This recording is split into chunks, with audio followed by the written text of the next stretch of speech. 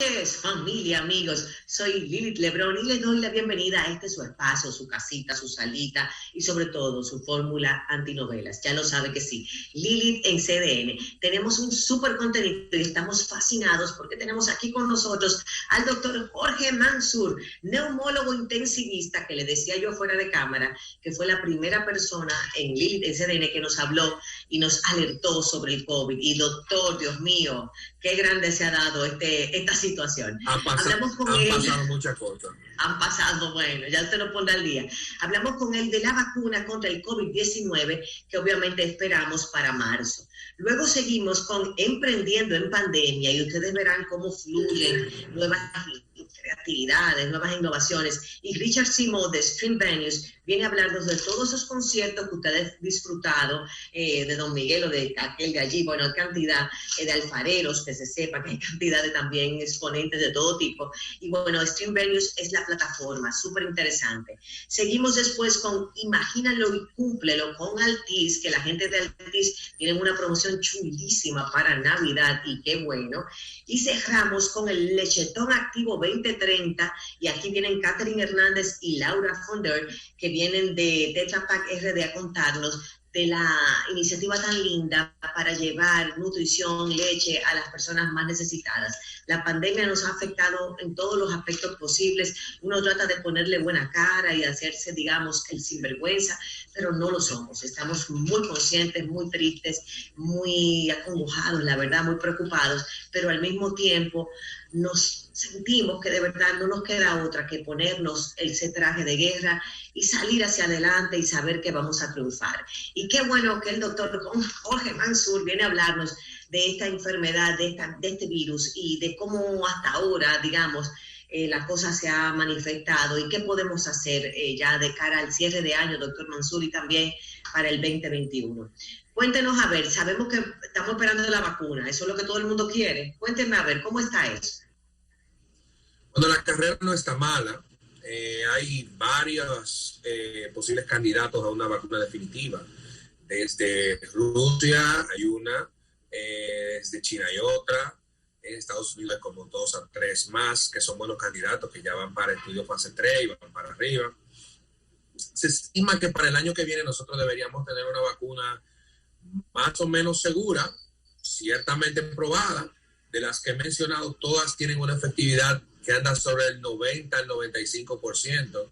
Eso hay que tomarlo en cuenta con respecto a que lo que ellos quieren medir es que si se vacunaron 100, de esos 100, solamente se infectaron 10, para hacerlo más fácil y entendible. Entonces, se entiende que si obtenemos una vacuna que a corto plazo sea segura y que probablemente nos brinde una protección útil y viable para el virus, asumiendo que el virus no mute, nosotros deberíamos intentar de controlar esta situación lo mejor posible. Deberíamos llegar a ver una bajada.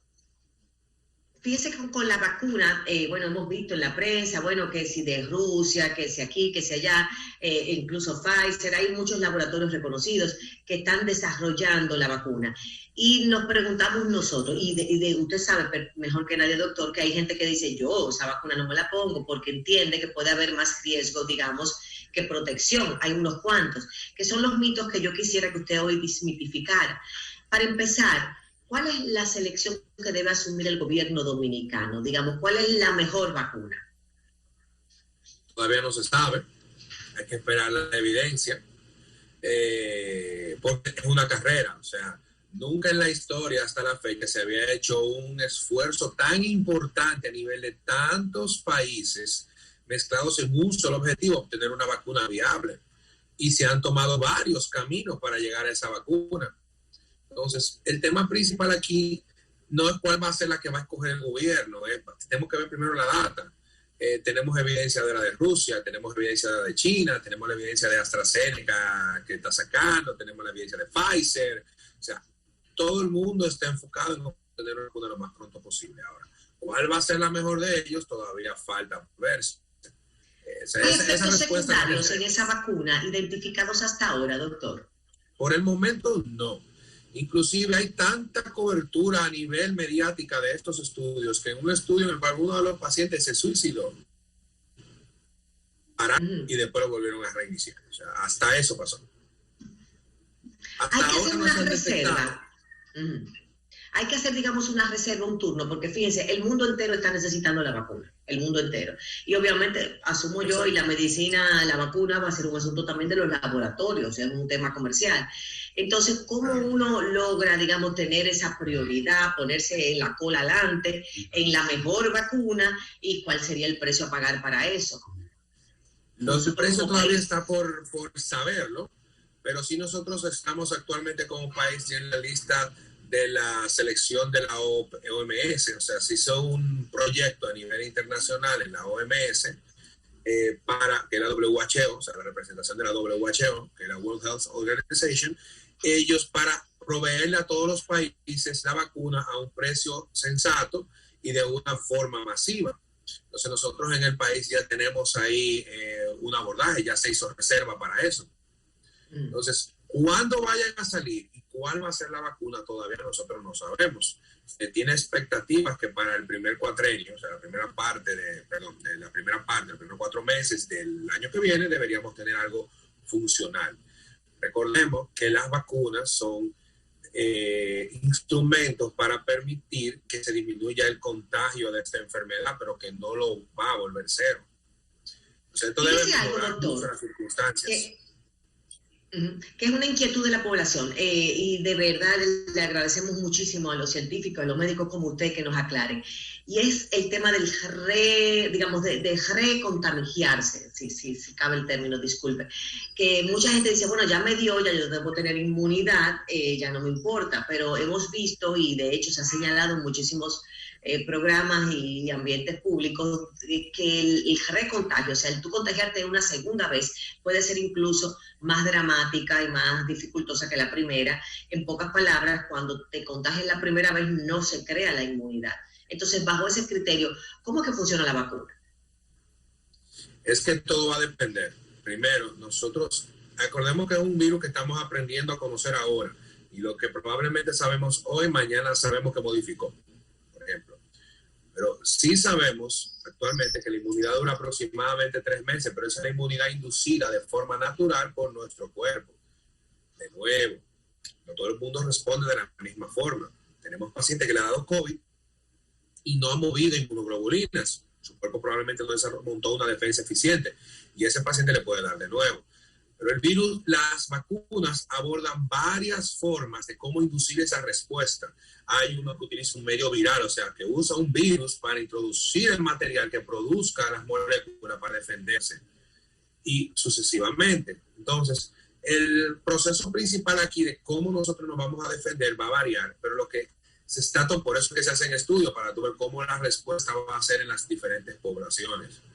Entonces, se supone que ahora mismo nosotros tenemos algunos 3 meses de defensa, entre comillas, del COVID. Tenemos demasiados casos de reinfección, porque todos hemos tenido, todos los neumólogos de este país han visto 1, 2, 3 casos diarios de reinfección, lamentablemente. Entonces, el punto aquí es poder disminuir al máximo los contagios, porque cuando ya no tengamos donde el virus brincar, se supone que nosotros vamos a poder bajar la curva. Es simple. La idea original del aislamiento era ese, que si el virus no encuentra para dónde brincar, nosotros vamos a eliminar la pandemia temprano. No fue posible. Entonces, el enfoque ahora mismo es que si hay muchas personas vacunadas durante ese periodo de tiempo, el virus no va a encontrar para dónde brincar. Eso es para que sea más o menos manejable el concepto. Fíjese, doctor, que una inquietud que tiene la población es que muchos expertos han señalado que en un segundo contagio puede ser incluso más severo el panorama, que de hecho han habido casos donde un segundo contagio es letal. ¿Cómo lo ve usted como médico, como especialista? Hemos tenido casos de ambas cosas. O sea, realmente la mayoría no le ha ido necesariamente peor. O sea, no necesariamente. Tenemos pacientes que han vuelto a dar positivo, con sintomatología, con hallazgos que los tratamos y realmente no ha pasado más de más. Yo diría que los menos de los pacientes que en el caso mío me han llegado, que de reactivaciones o de reinfecciones, como queramos usar el término, han sido pacientes, o sea, la menor cantidad han sido severos. La mayoría se ha manejado fácil. La mayoría se han manejado fácil en la casa, la mayoría. Ok, o sea, ya la segunda, la reincidencia no ha sido tan severa, ha sido más manejada. En mi cohorte de casos. Sí, lo entiendo. Han habido obviamente otros casos que sí, o sea, digamos que cada cuerpo, cada organismo asume la enfermedad y la sintomatiza o la materializa de forma distinta. O sea, eso es parte de lo delicado, digamos, del COVID, que a usted le puede dar bien, sí, a mí mal y uno no sabe el por qué. Y no ustedes sí saben. Más o menos, porque nunca sabemos todo. Digamos que estamos todos los días acercándonos más a poderlo detectar de forma temprana. Y ahí es donde viene la habilidad de nosotros los especialistas que nos hemos entrenado en esto y que hemos vivido la pandemia de cerca, porque no es lo mismo leerlo en un libro que verlo aplicado. Esto es totalmente diferente. Claro. Ahora, digo yo, ya después de, qué sé yo, 7, 8 meses, estamos de marzo para acá, ya ustedes viviéndolo en batalla, porque ustedes son de verdad los héroes. Yo quiero aprovechar en usted y reconocer de verdad el valor tan hermoso y grande de todos los profesionales de la salud de nuestro país, porque son los verdaderos soldados de batalla de este momento tan crucial de la historia. Y de verdad los felicito y nos sentimos muy contentos de que usted esté bien y de que todo ese gremio pueda seguir luchando por nosotros. Y fuera de emocional, que lo hay, lo que quería decir, al final lo que estamos viendo es que hay una posibilidad de contagio inminente, que hay personas que les da peor que otras, pero hemos visto, como le decía, que en esta evolución ustedes, los médicos, los especialistas, han aprendido a manejar mejor la enfermedad. Ya tienen más conocimiento de qué funciona mejor.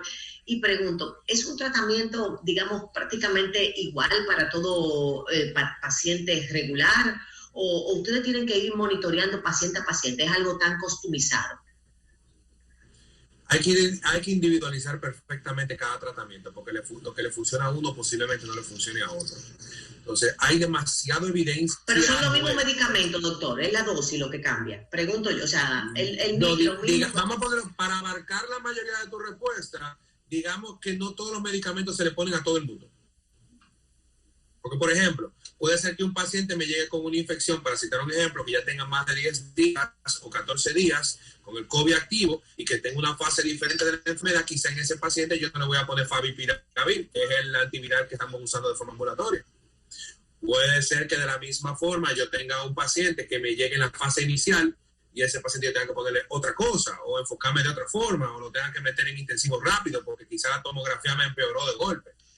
Entonces, efectivamente, el truco del COVID es detección temprana de síntomas, no importa cuál sea. Si usted tiene un síntoma raro que pudiera ser COVID, hay que investigarlo. Y aquí es donde nosotros nos hemos vuelto buenos haciendo eso, porque no solamente la prueba. Y me tomo la invitación para hacer esta salvedad a la población, que no es solamente la prueba. La prueba PCR no es la única cosa que es el diagnóstico. Y da falso negativo, doctora, ha dado falso negativo. Porque puede ser por la prueba, puede ser por la toma, el procesamiento de la muestra, por usted mismo, porque ha hecho gárgara o algo por el estilo. O sea, es variable. Entonces nosotros estamos, no vamos a decir la palabra hartos, vamos a decir la palabra extremadamente convencidos de que tenemos demasiados pacientes que llegan en ese cuadro y nos es difícil explicarle, usted tiene COVID, a pesar de que la prueba haya salido negativa.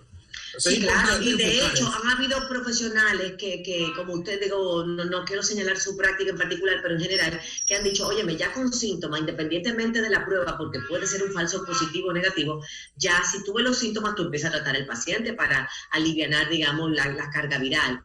En términos del protocolo, que muchos preguntamos los dominicanos, tenemos ya un protocolo definido de cómo tratar el COVID, digamos aquí en nuestra media isla.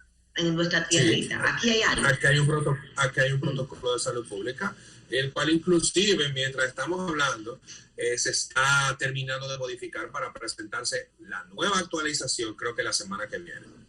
¿Y ese protocolo qué incluye, doctor, a grosso modo?